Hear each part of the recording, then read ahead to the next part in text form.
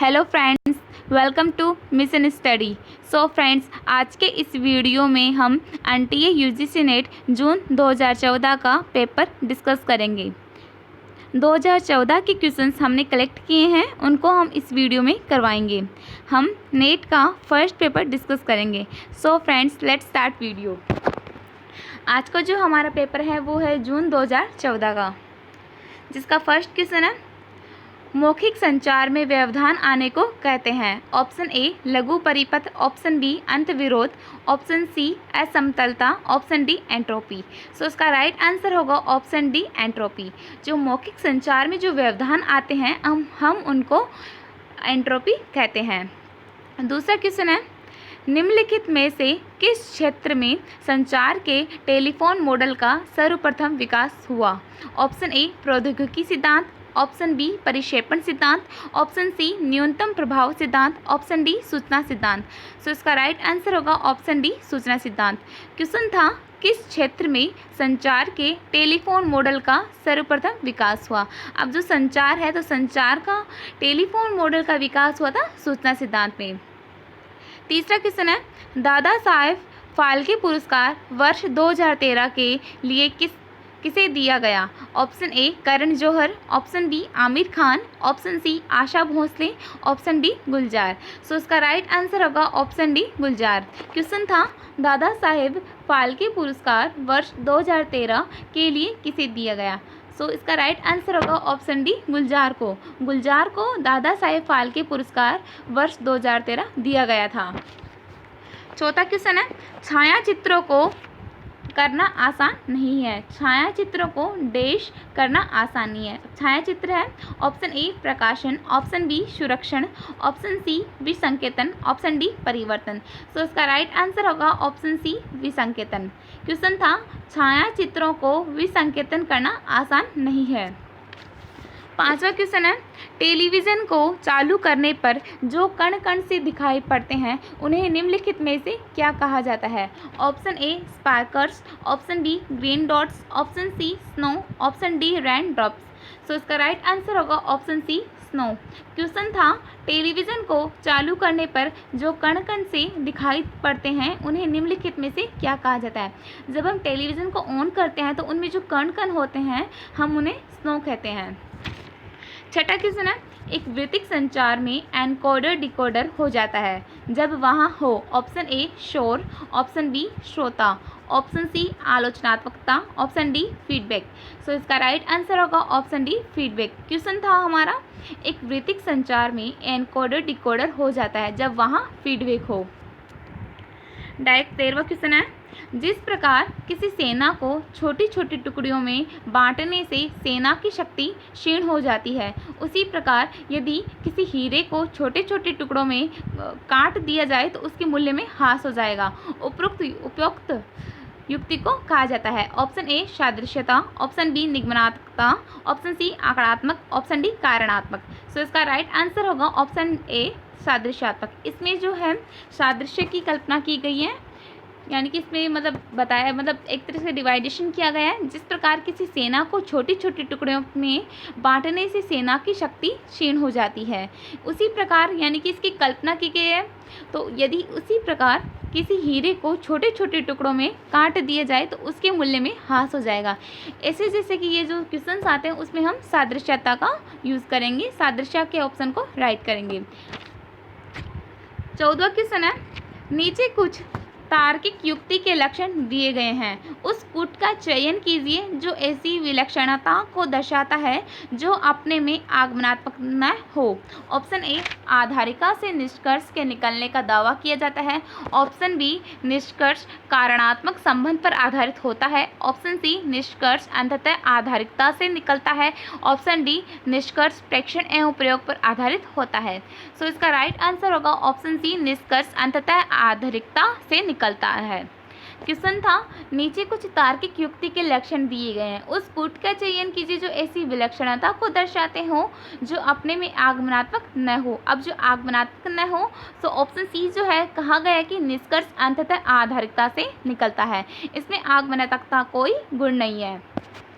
15वां question है, यदि दो प्रस्तावों जिनका कर्ता और कर्म शब्द एक से है तो उन दोनों को सही माना जा सकता है, परंतु ये दोनों गलत नहीं हो सकते। इन दोनों प्रस्तावों के बीच के संबंध को कहेंगे। ऑप्शन ए अंतविरोधात्मक, ऑप्शन बी विरोधी, ऑप्शन सी उपविरोधी, ऑप्शन डी अधीनस्थ। सो इसका राइट आंसर होगा ऑप्शन सी उपविरोधी। क्वेश्चन था हमारा, यदि दो प्रस्तावों जिनका कर्ता और कर्म शब्द एक से है तो उन दोनों को सही माना जा सकता है, परंतु ये दोनों गलत नहीं हो सकते। इन दोनों प्रस्तावों के बीच के संबंध को कहेंगे।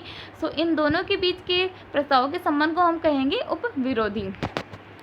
16वां नहीं है, 23वां क्वेश्चन है, FTP इस संक्षिप्त रूप से क्या भाव है? ऑप्शन ए फाइल स्थानांतरण प्रोटोकॉल, ऑप्शन बी त्वरित स्थानांतरण प्रोटोकॉल, ऑप्शन सी फाइल परिमार्जन प्रोटोकॉल, ऑप्शन डी फाइल स्थानांतरण प्रक्रिया। सो इसका राइट आंसर होगा ऑप्शन ए फाइल स्थानांतरण प्रोटोकॉल। क्वेश्चन था FTP, F for file, T for स्थानांतरण, P फॉर प्रोटोकॉल। सो हमें पूछा गया था इसका संक्षिप्त रूप से क्या भाव होगा। सो ऑप्शन ए है फाइल स्थानांतरण प्रोटोकॉल, FTP फ्रॉम फाइल स्थानांतरण प्रोटोकॉल। 24वां क्वेश्चन है, निम्नलिखित में से कौन सा फाइल प्रकार का अथवा की छाया बिंदु रेखन नहीं है? Option A PNG, option B GIF, option C BMP, option D GUI। So इसका राइट आंसर होगा ऑप्शन डी GUI। क्वेश्चन था, निम्नलिखित में से कौन सा फाइल प्रकार का अथवा की छाया अथवा बिंदु रेखन नहीं है? तो जो छाया अथवा बिंदु रेखन नहीं है वो होगा GUI। 25वां क्वेश्चन है, प्रथम वेब ब्राउज़र है? Option A Internet Explorer, option B Netscape, option C World Wide Web, option D Firefox. So इसका राइट आंसर होगा option C World Wide Web. Question था प्रथम वेब ब्राउज़र है। अब प्रथम वेब ब्राउज़र जो है वो है www from World Wide Web. 26वां क्वेश्चन है, जब कंप्यूटर बूटिंग कर रहा हो तो मेमोरी में BIOS किसके द्वारा लोड किया जा रहा होता है? Option A RAM, option B ROM, option C CDROM, option D TCP। So इसका राइट आंसर होगा ऑप्शन बी ROM। क्वेश्चन था, जब कंप्यूटर बूटिंग कर रहा हो तो मेमोरी में BIOS किसके द्वारा लोड किया जाता है? अब कंप्यूटर बूटिंग कर रहा है मान लीजिए, अब कंप्यूटर मेमोरी जो है वो BIOS को लोड करेगी तो वो किसके द्वारा करेगी? तो वो करेगी रोम के द्वारा। रीड ओनली मेमोरी जो है R from read, O for only, M for memory, इसके द्वारा जो है कंप्यूटर बूटिंग कर रहा है और मेमोरी BIOS जो है वो ROM के द्वारा लोड करेगी। 27वां क्वेश्चन है, निम्नलिखित में से कौन सा बाकी के तीन के समान नहीं है? Option A MC address, option B hardware address, option C physical address, option D IP address. अब पूछा गया कि बाकी तीन के समान नहीं है, तो ऑप्शन के जो तीन हैं ऑप्शन है, ऑप्शन ए जो है MSC address, option B hardware address, option C physical address. इन तीनों में जो अलग है वो है ऑप्शन डी IP एड्रेस, जो कि इन तीनों से नहीं मिलता है। सो इसका राइट आंसर होगा ऑप्शन डी IP एड्रेस। 30वां क्वेश्चन है, निम्नलिखित नगरों में से कौन सा नगर हाल ही के समय में नगरीय कोहरे से सर्वाधिक प्रभावित है?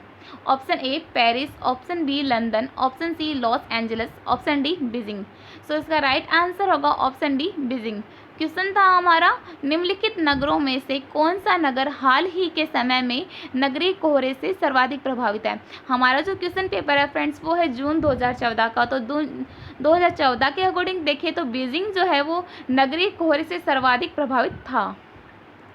31वां क्वेश्चन है, ताज़ा जलाशयों में जैविक प्रदूषण का प्राथमिक स्रोत है? ऑप्शन ए नगरीय क्षेत्र से प्रवाह, ऑप्शन बी कृषि फार्मों से प्रवाह, ऑप्शन सी मलजल की बहिस्राव, ऑप्शन डी औद्योगिक जल की बहिस्राव।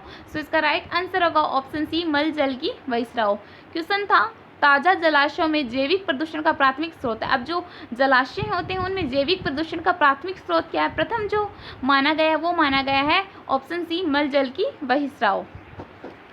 32वां क्वेश्चन है, लहर एक प्राकृतिक आपदा है जिसमें ऑप्शन ए भारी मात्रा में सामग्री का उद्भेदन होता है, ऑप्शन बी जबरदस्त हवाएं चलती हैं, ऑप्शन सी जल की बलवती लहरें उठती हैं, ऑप्शन डी जबरदस्त हवाएं और बलवती लहरें उठती हैं। सो इसका राइट आंसर होगा ऑप्शन ए भारी मात्रा में सामग्री का उद्भेदन होता है। क्वेश्चन था हमारा लहर एक प्राकृतिक आपदा है जिसमें भारी मात्रा में सामग्री का उद्भेदन होता है।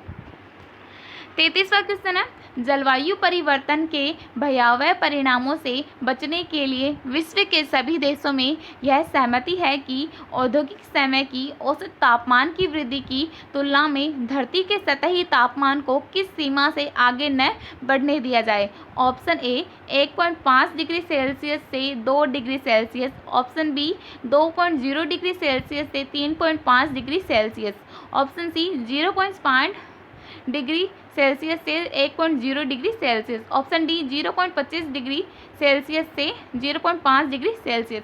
सो इसका राइट आंसर होगा ऑप्शन ए 1.5 डिग्री सेल्सियस से 2 डिग्री सेल्सियस। क्वेश्चन था हमारा जलवायु परिवर्तन के भयावह परिणामों से बचने के लिए विश्व के सभी देशों में यह सहमति है। अब क्या सहमति की गई है पहले तो ये देख लेते हैं। जो जलवायु परिवर्तन के भयावह परिणामों से बचने के लिए विश्व के जितने भी देश थे उन्होंने यह सहमति की गई है कि औद्योगिक समय की औसत तापमान की वृद्धि में की तुलना में धरती के सतही तापमान को किस सीमा से आगे न बढ़ने दिया जाए। अब जो औद्योगिक समय चल रहा है तो उसके औसत तापमान की जो वृद्धि है की तुलना में अब धरती के सतही तापमान को 1.5 डिग्री सेल्सियस से 2 डिग्री सेल्सियस से अधिक नहीं बढ़ने दिया जाना चाहिए। यह सम्मति की गई थी विश्व के सभी देशों में। 42वां क्वेश्चन है निम्नलिखित में से किस विश्वविद्यालयों ने मेटो विश्वविद्यालय की अवधारणा को अपनाया। ऑप्शन ए असम विश्वविद्यालय, ऑप्शन बी दिल्ली विश्वविद्यालय, ऑप्शन सी हैदराबाद विश्वविद्यालय, ऑप्शन डी पांडिचेरी विश्वविद्यालय। सो इसका राइट आंसर होगा ऑप्शन बी दिल्ली विश्वविद्यालय। क्वेश्चन था हमारा निम्नलिखित में से किस विश्वविद्यालय ने मेटो विश्वविद्यालय की अवधारणा को अपनाया है। सो इसका राइट आंसर होगा ऑप्शन बी दिल्ली विश्वविद्यालय। अब जो मेटो जो विश्वविद्यालय है उसकी अवधारणा को दिल्ली विश्वविद्यालय ने अपनाया था। 43वां क्वेश्चन है निम्नलिखित कथनों में से कौन सा कथन केंद्रीय विश्वविद्यालय के संबंध में सही है। अब केंद्रीय यानी कि सेंट्रल यूनिवर्सिटी के संबंध में हमें बहुत सारे कथन दिए गए हैं, उनमें से हमें राइट चुनना है। सो फर्स्ट कथन है केंद्रीय विश्वविद्यालय की स्थापना संसद के अधिनियम से होती है। सेकंड है भारत के राष्ट्रपति केंद्रीय विश्वविद्यालय के विजिटर होते हैं। थर्ड है राष्ट्रपति विश्वविद्यालय की कार्यकारिणी समिति अथवा प्रबंधन बोर्ड के कुछ सदस्यों को मनोनीत कर सकते हैं। ऑप्शन 4 है राष्ट्रपति कभी कभार कार्यकारिणी समिति या कोर्ट की बैठकों की अध्यक्षता करते हैं। अब इसका जो सी ऑप्शन राइट दिया गया है, सी में 1, 2 और 3। फर्स्ट है केंद्रीय विश्वविद्यालय की स्थापना संसद के अधिनियम से होती है। सेकेंड है भारत के राष्ट्रपति केंद्रीय विश्वविद्यालय के विजिटर होते हैं। ऑप्शन थर्ड है राष्ट्रपति विश्वविद्यालय की कार्यकारिणी समिति अथवा प्रबंधन बोर्ड के कुछ सदस्यों को मनोनीत कर सकते हैं। अब हमें पूछा गया था केंद्रीय विश्वविद्यालय के संबंध में सही है, सो उसमें होगा पहला जो है केंद्रीय विश्वविद्यालय की स्थापना संसद के अधिनियम से होती है, सही है। दूसरा है भारत के राष्ट्रपति केंद्रीय विश्वविद्यालय के विजिटर होते हैं, ये भी सही है। तीसरा है राष्ट्रपति विश्वविद्यालय की कार्यकारिणी समिति अथवा प्रबंधन बोर्ड के कुछ सदस्यों को मनोनीत कर सकते हैं, ये भी सही है। उक्त तीनों कथन सही है, लेकिन फोर्थ जो क्वेश्चन है वो गलत है। फोर्थ क्वेश्चन था राष्ट्रपति कभी कभार कार्यकारिणी समिति या कोर्ट की बैठकों की अध्यक्षता करते हैं, ये वाला जो ऑप्शन है वो गलत है। 44वां क्वेश्चन है निम्नलिखित में से किसे अभिप्रेरित शिक्षण का संकेत माना जाता है। ऑप्शन ए विद्यार्थी अध्यापक से प्रश्न पूछते हैं, ऑप्शन बी विद्यार्थियों की उपस्थिति अधिकतम हो, ऑप्शन सी कक्षा में पूर्ण शांति हो, ऑप्शन डी विद्यार्थी अपने कापियों में नोट्स ले रहे हों। सो इसका राइट आंसर होगा ऑप्शन ए विद्यार्थी अध्यापक से प्रश्न पूछते हों। क्वेश्चन था हमारा निम्नलिखित में से किसे अभिप्रेरित शिक्षण का संकेत माना जाता है। अभी जो अभिप्रेरित होता है शिक्षक छात्र को अभिप्रेरित करता है, उसमें क्या होता है कि विद्यार्थी तो जो है स्टूडेंट्स टीचर से क्वेश्चन पूछते हैं, तो ऑप्शन ए होगा विद्यार्थी अध्यापक से प्रश्न पूछते हैं। 45वां क्वेश्चन है निम्नलिखित में से शिक्षण का सर्वोत्तम ढंग कौन सा है? ऑप्शन ए व्याख्यान, ऑप्शन बी विचार विमर्श, ऑप्शन सी निरूपण, ऑप्शन डी वर्णन। सो इसका राइट आंसर होगा ऑप्शन सी निरूपण। क्वेश्चन था शिक्षण का सर्वोत्तम ढंग कौन सा है? सो निरूपण जो होता है वो शिक्षण का सर्वोत्तम ढंग होता है। 46वां क्वेश्चन है डिस्लेक्सिया संबंधित है? ऑप्शन ए मानसिक विकृति से, ऑप्शन बी व्यवहार संबंधी विकृति से, ऑप्शन सी पठन विकृति से, ऑप्शन डी लेखन विकृति से। तो इसका राइट आंसर होगा ऑप्शन सी पठन विकृति से। क्वेश्चन था डिस्लेक्सिया संबंधित है। डिस्लेक्सिया जो होता है वो पठन विकृति से संबंधित होता है। 47वां क्वेश्चन है मानव संसाधन विकास मंत्रालय द्वारा स्नातक पूर्व पाठ्यक्रमों के लिए ई कंटेंट बनाने का कार्य निम्नलिखित में से किसे सौंपा गया? Option A INFLIBNET, option B consortium for education communication, option C राष्ट्रीय ज्ञान आयोग, ऑप्शन डी इंदिरा गांधी राष्ट्रीय मुक्त विश्वविद्यालय।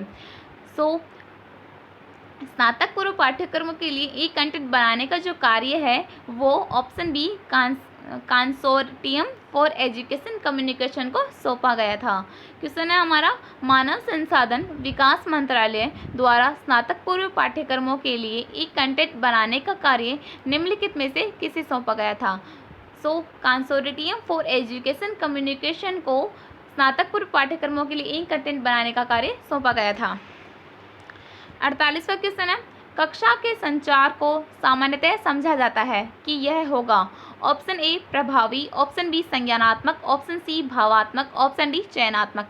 सो इसका राइट आंसर होगा ऑप्शन सी भावात्मक। क्वेश्चन था कक्षा के संचार को सामान्यतः समझा जाता है कि यह होगा, तो कक्षा का जो संचार है उसे सामान्यतः भावात्मक समझा जाता है। 39वां क्वेश्चन है निम्नलिखित में से किसे चिंतक फलक पैराडिम की अवधारणा को स्थापित किया? Option A Peter Haggett, option B von Thunen, option C Thomas Kuhn, option D John K Wright. So इसका राइट आंसर होगा option C Thomas Kuhn. Question था हमारा निम्नलिखित में से किसने चिंतन फलक पैराडिम की अवधारणा को स्थापित किया था? तो थॉमस कुहन थे जिन्होंने चिंतन फलक पैराडिम की अवधारणा को स्थापित किया।